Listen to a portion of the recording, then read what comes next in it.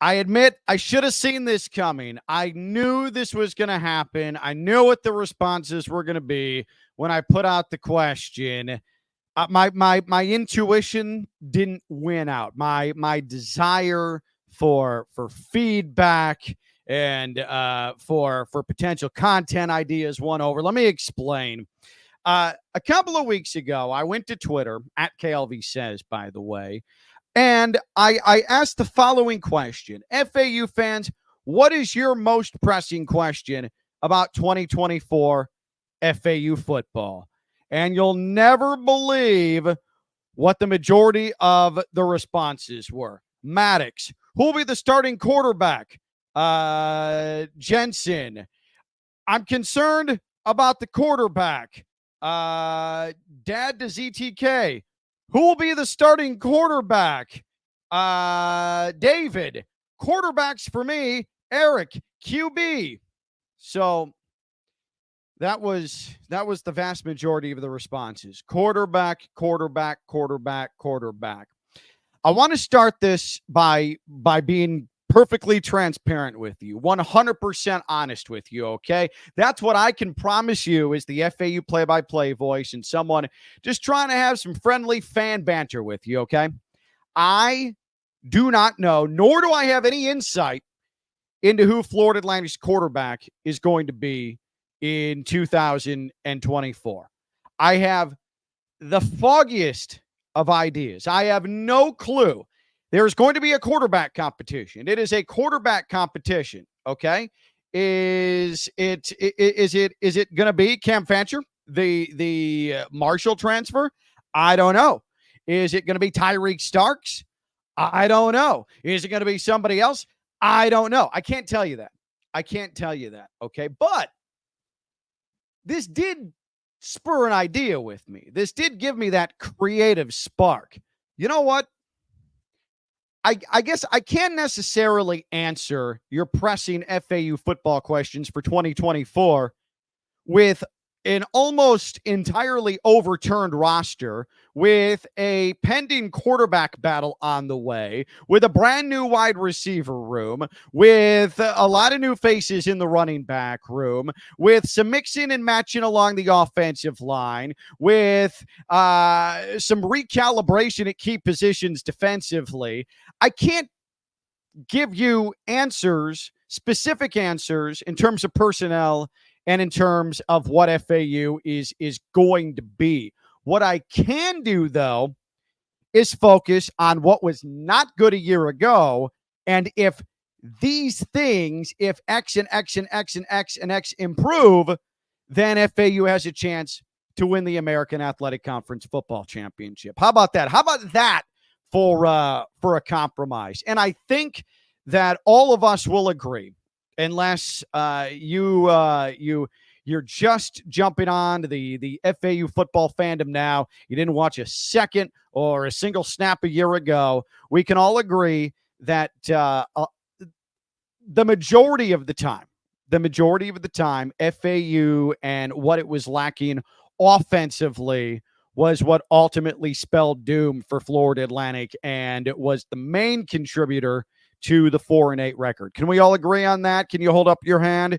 Good. Perfect. We're all on the same page. So what I wanted to do is I wanted to come up with these 7 foolproof improvements on offense that will help FAU to becoming a championship contender in 2024. Not 3, not 6, but 7. These 7 foolproof improvements will help Florida Atlantic become a championship caliber team in 2024. 7 foolproof improvements on the offensive side of the ball. All right. Now, what this is not going to be is me offering how to make those improvements. Want to know why? I ain't capable of that. I'm not a coach. I am not someone that's going to sit down and scheme and game plan, and I am definitely not somebody who's going to start talking out of my backside about it and then get a text from Tom Herman saying, my man, you have no idea what you're talking about. What I'm going to do is I'm going to deal in realities. I'm going to deal in the major deficiencies of Florida Atlantic football on the offensive side of the ball in 2023. And I am going to point out to you, the fan, why FAU's offense struggled at times, specifically where last year, and then if it gets fixed, this will then lead to success for Florida Atlantic football as a whole. Okay, seven foolproof improvements FAU football can make on the offensive side to become championship caliber in 2024. And again, a reminder, this is on the offensive side, okay? And I'm also not going to make any predictions about who's winning position battles as well, because again, it is very much a new roster across the board for a few minor exceptions. And so it is reckless and it is bad form for me to start declaring any position battle wins for anybody, because if Tom Herman can't do it yet as we head into July, then Ken Levicka absolutely can. All right, just understand that. But let's get to the first of our 7 foolproof improvements on offense that will help lead FAU to championship football, okay? Number 1, explosive offense. By any metric, FAU did not have an explosive offense really at any point in 2023. Were there some flashes? Sure. Did things look really good, say, against USF and the LeJante Wester 220-yard receiving game against UAB? For sure. But as a whole, FAU, by comparison to the best offenses in the country, not even close. Not even close. Explosive offense, improving the offense and putting an explosive on the front of it. FAU last year, 116th in the nation in yards per play. This is out of 133 FBS teams. 116th in the nation, okay? The passing game, yards per completion, 130th.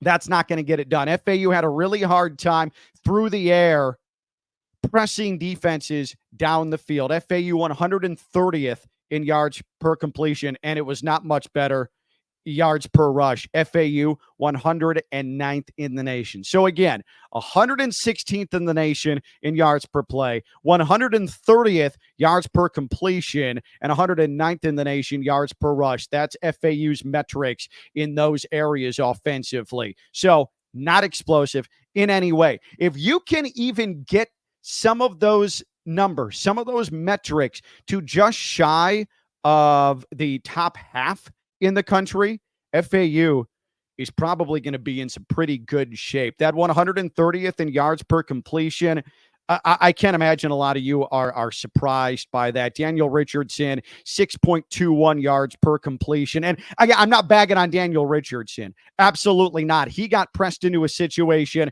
after an injury where suddenly he's thrust into a starting role. And I thought that he managed it extremely well, about as well as he probably could have. It's just that FAU certainly had its issues moving the ball down the field. And one of those issues, which leads us to number 2, is that other than LeJante Wester, Florida Atlantic got very little production from its wide receivers. Number 2, more even wide receiver production. LeJante Wester went into the final week of the season sitting top 3 in the country in receiving yards, in receptions, and ended up as one of the nation's best receivers. And now Florida Atlantic's going to have to figure out how to fill the gap left by LeJante Wester's transfer to Colorado. LeJante Wester, 108 receptions a year ago. The next highest amount of catches for a receiver, it was Tony Johnson, and LeJante Wester had more than triple Tony Johnson's receptions. More than triple. That is unheard of. LeJante Wester, 108 catches.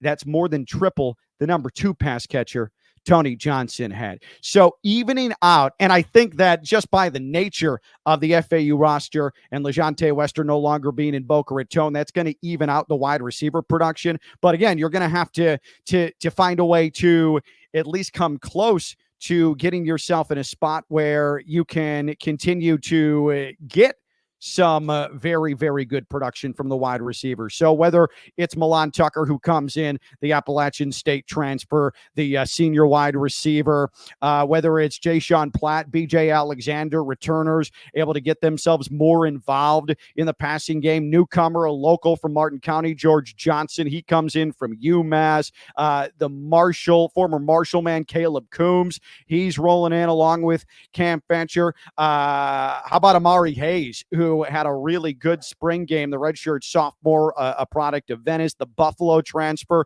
Marlon Johnson, he's a graduate transfer. Some veteran effect there within that wide receiver room.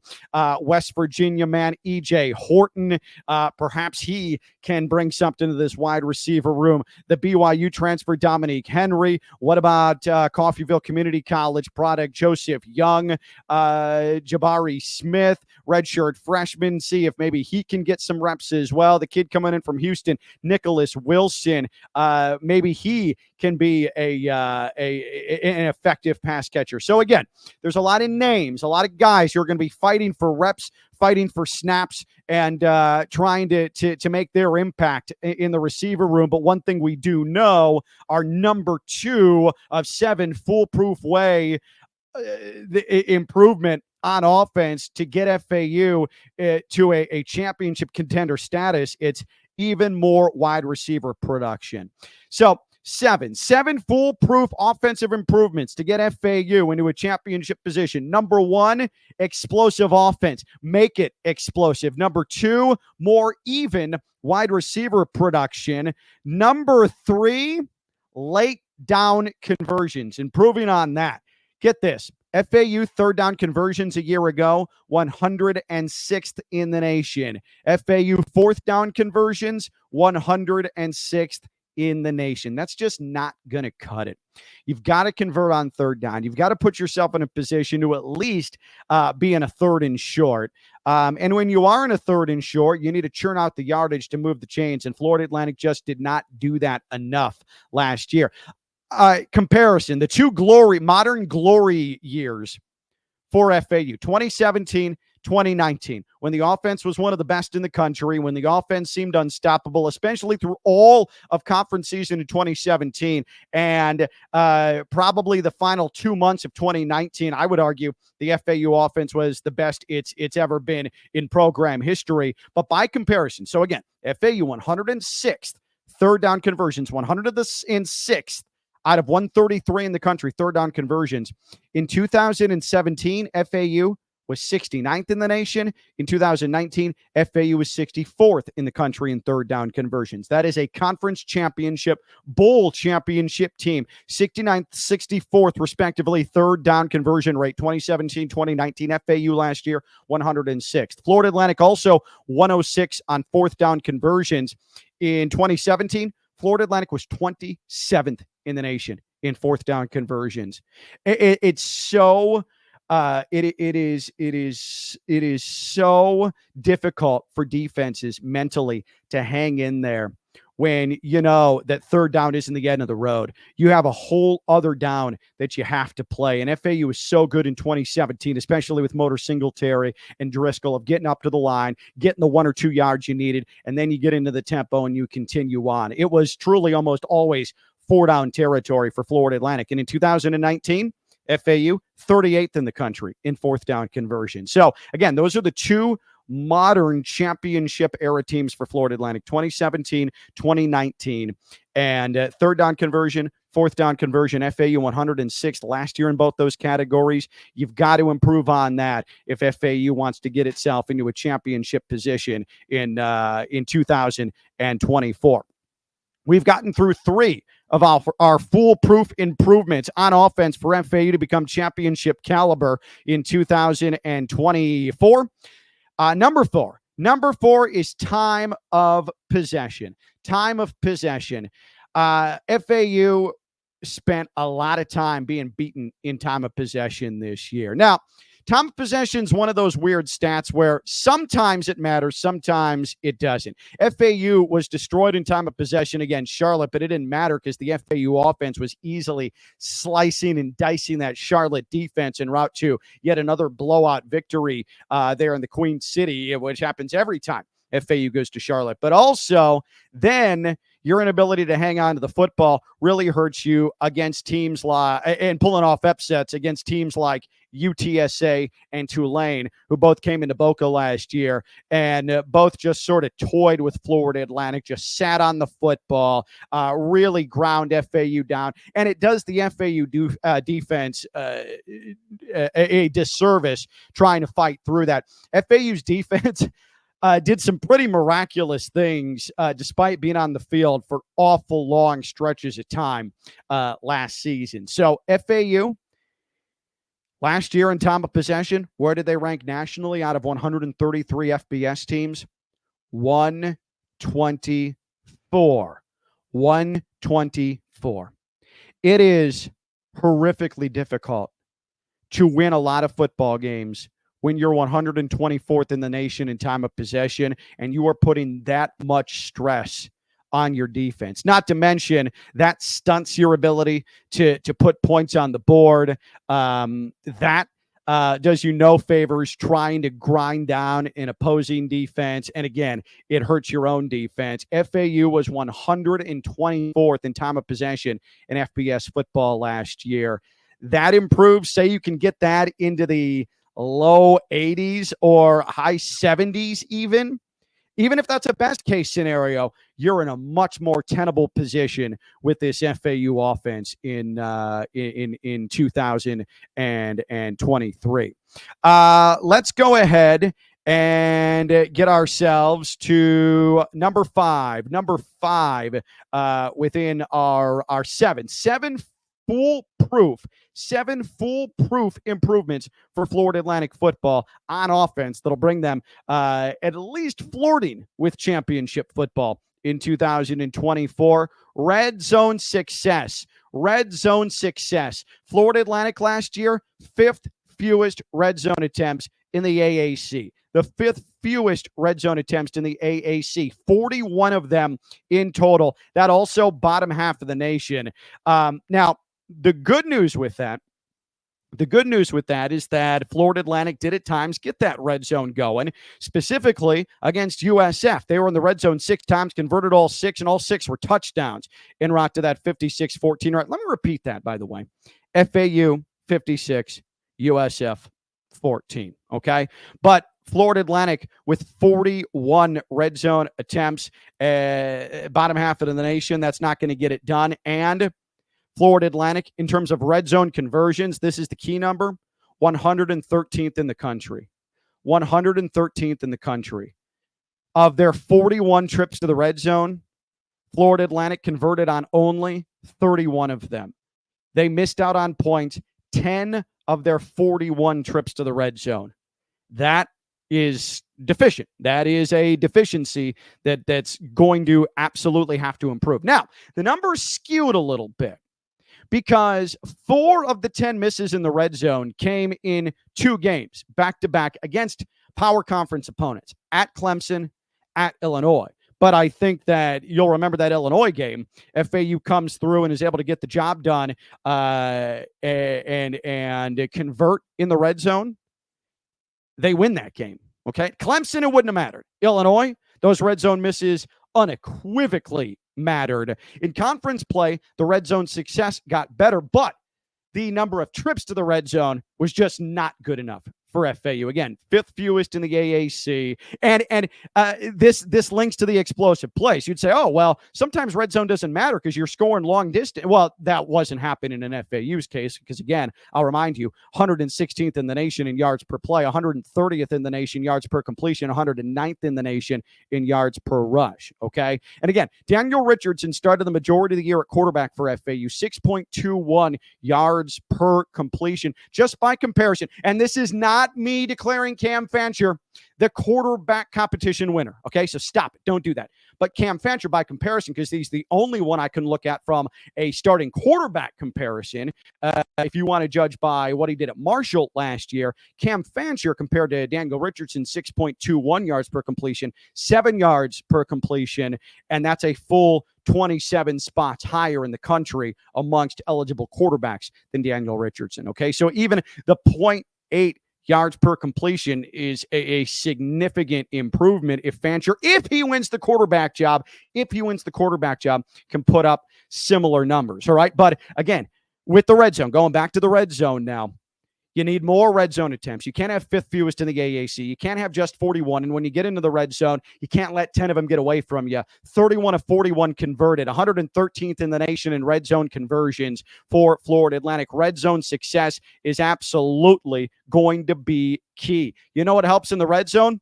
Tight ends. That brings us to our number 6 FAU offensive improvement, foolproof offensive improvement to have FAU in a championship situation in 2024. Tight end production. I want you to sit down for this, okay?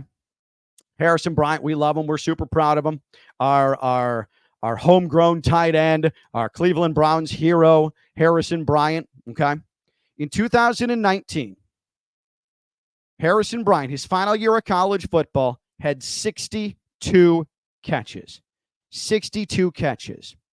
Since that time, the 2019 season, Florida Atlantic's tight end receptions combined have not matched Harrison Bryant's output in one season, 2019. Again, Harrison Bryant, 62 catches, 2019. In 2020, expedited COVID season, FAU had 4 tight end receptions. In 2021, 10 tight end catches. 2022, 13 catches from the tight end position. In 2023, FAU 27 receptions in that tight end room. You add those 4 years up, that's 54 catches from tight ends. That is still 8 shy of Harrison Bryant's 62 in one season in 2019. FAU wants to get better in the red zone. FAU wants to spread out defenses. FAU wants sustained drives. This helps with time of possession. FAU wants to make defenders have to think about tight end, which opens more opportunities for explosive plays down the field. Tight end. It is so key, the tight end. So you've got Zeke Moore coming back.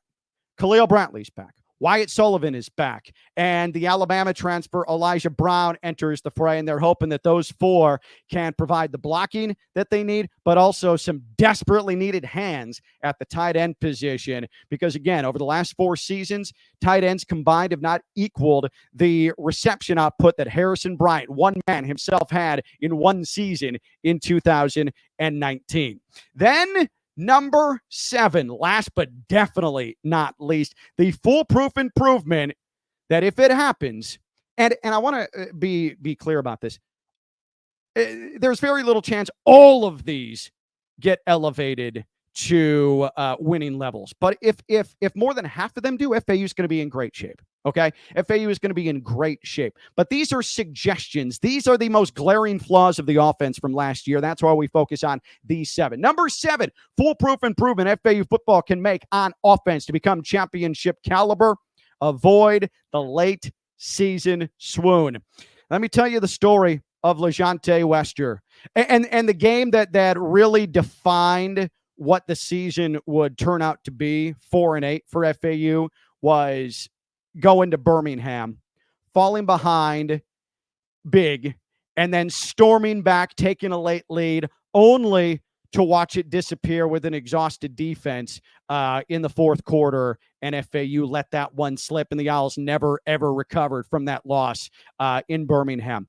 LeJontay Wester was an absolute monster. I've been doing this for an awful long time, calling FAU football games.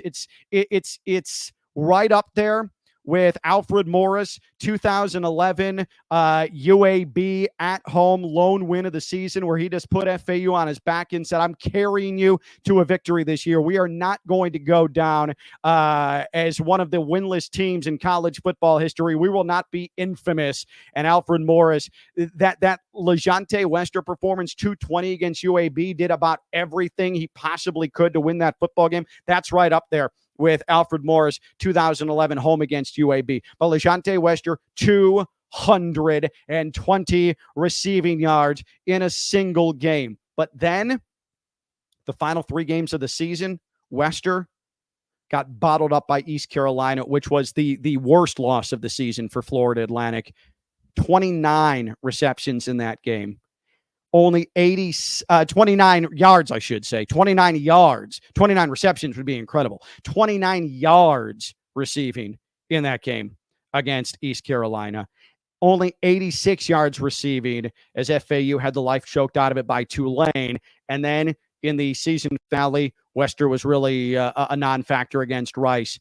Only 40 yards receiving in that game. So the final 3 for Wester, all of these right after the 220-yard masterpiece against UAB, 29 yards receiving against East Carolina, 86 and 40 against Tulane and Rice, respectively. But LeJante Wester and his diminished production in the final 3 games was really a symptom of what overall was a Florida Atlantic offensive collapse in the final 3 weeks of the season, because Wester, 29, 86, and 40 in his final 3. Florida Atlantic, final 3 games respectively. Total offensive output, 234, 157, and 279 in the last 3 games of the year.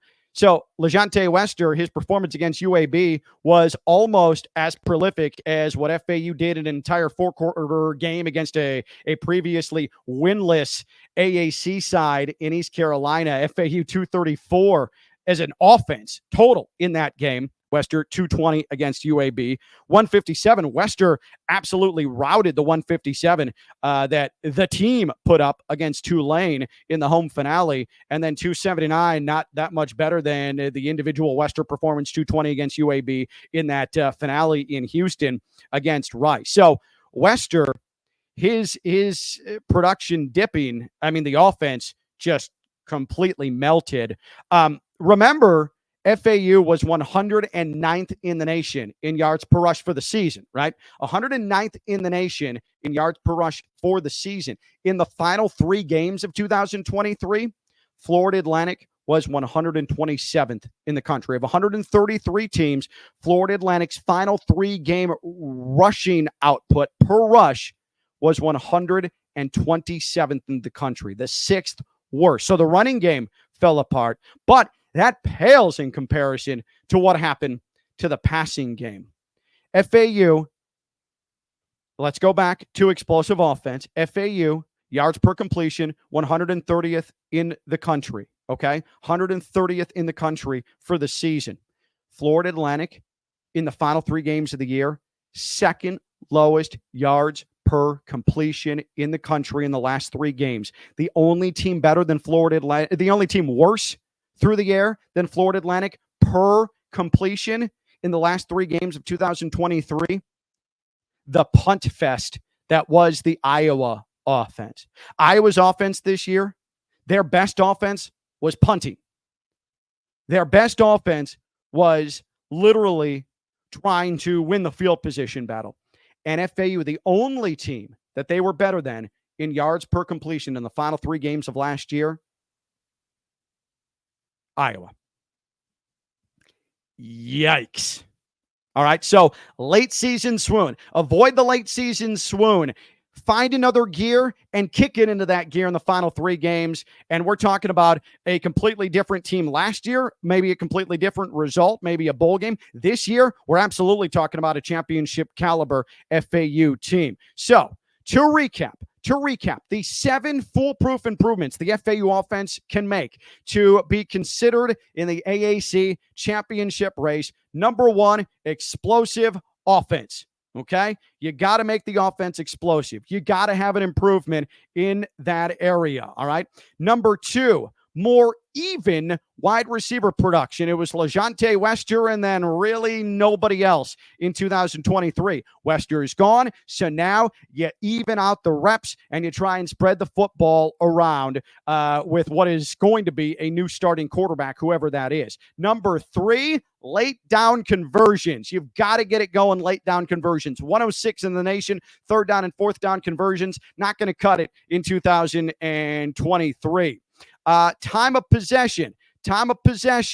That is number 4. Time of possession. Need to improve off the 124th in the country. Number 5, get it going in the red zone. Red zone success. Need more red zone opportunities. Need to convert them more. 113th in the nation in 2023. Tight end production. Still trying to match the one season output of Harrison Bryant in 2019, and it's been 4 years combined, and FAU tight ends have not been able to do it. This is a program that used to pride itself on being one of the great tight end factories in all of college football. Need to get back to that. Need tight end production. That will cover a lot of warts within this FAU offense. And then finally, number 7, avoid the late season swoon. FAU's offense just completely disappeared in the final 3 weeks last year. Avoid the late season swoon. And we are talking about new and grand fortunes for FAU football, especially on the offensive side. And by extension, this program, this team in 2024. And we're talking about some extra football come next December. Before we wrap things up here on the Florida Atlantic Voice, and make sure to subscribe to the podcast wherever you get your podcasts. I'm Ken Levicka, the voice of FAU. But again, I'm doing this as a fan, in no way representative of Florida Atlantic University. Let's talk some basketball. The Miami Heat, with their second-round pick, they take Pele Larson, Arizona guard, sharpshooter, in the second round in the 2024 NBA draft. Pele Larson, yeah, that's right. He went against FAU. He was a key contributor for Arizona in FAU's double overtime win, 96-95, just shy of the Christmas holiday in Las Vegas in that nationally televised Fox game that to many was the college basketball game of the season. Let's check out Larson's line in that game against FAU. 15 points on 6 of 11 shooting, 5 assists, 4 rebounds. FAU did a wonderful job on Larson in the second half and in both overtimes, holding Larson to 5 points combined in those 3 frames, the second half and both overtimes. 30 total minutes of basketball, only 5 points combined in winning time. FAU able to lock down Larson in that win over Arizona. Now Larson, second-round pick of the Miami Heat. And Keyshawn Johnson, someone who played FAU twice in his career, first-time Final Four, San Diego State, mustered only 3 points as a starter in the Final Four against Florida Atlantic, Dusty May in company in 2023. And then last year, as a member of the Arizona Wildcats after transferring, had 5 points against FAU. Wasn't much of a factor. A little bit on the boards. Wasn't a much of a factor, though. Was largely quiet in FAU's double overtime win over Arizona. That'll do it for this edition of the Florida Atlantic Voice. We will come to you with new episodes throughout the course of the summer, leading you into the football season. And don't forget, subscribe wherever you get your podcast. Subscribe to it. Recommend it to your friends. Recommend it to FAU fans. And at the end of the day, it's not just an FAU podcast. It's a great college football, college basketball podcast as well. The Florida Atlantic Voice. Subscribe wherever you get your podcast. Subscribe so it comes right to you as soon as it drops multiple times each week. I'm Ken Levicka. This has been the Florida Atlantic Voice. Bye now.